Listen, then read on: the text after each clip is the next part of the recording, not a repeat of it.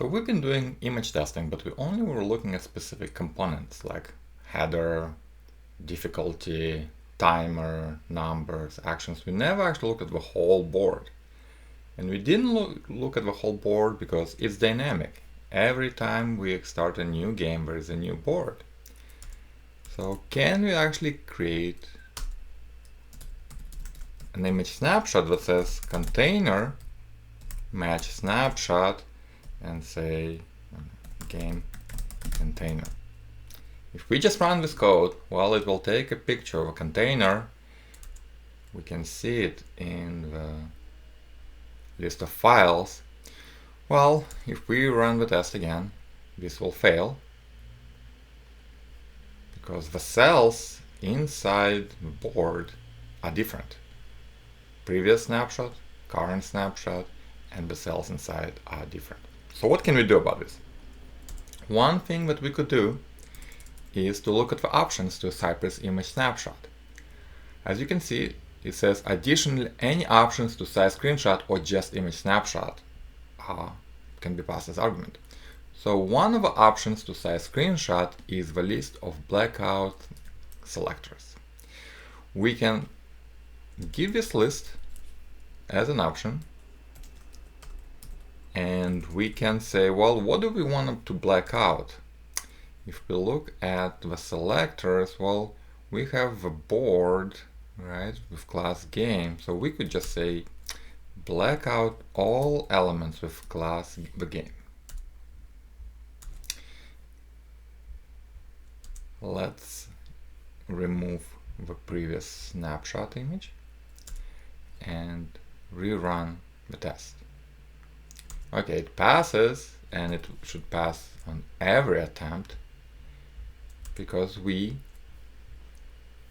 blacked out the whole table. Now, I personally don't like this too much because it actually destroys even the grid. So instead of this, let's look at what the difference between the game cell with nothing and the game cell with a number is. Where is this class, game cell field? If I remove it, well, I effectively hide the number. Alright, look at this 4. If I remove it,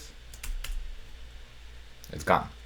What we can do, we can look at all the elements with class game cell. So let me remove this blacked out image. And instead, before we take the screenshot, I'll say get me all elements with class game cell. And for each, so now we have the cell, you can say cell, remove class. So this is jQuery methods. And we'll say, what was the class that we removed? It was game cell field.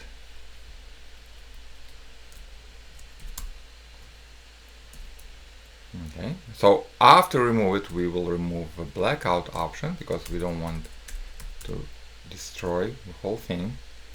So now when it runs, we have a new image.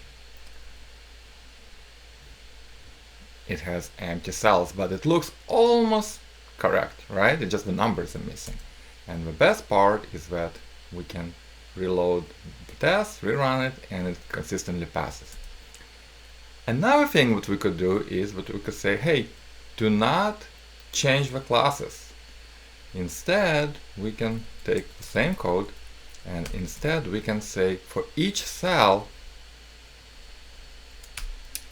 just change the opacity and set it to 0. Oh, not 0.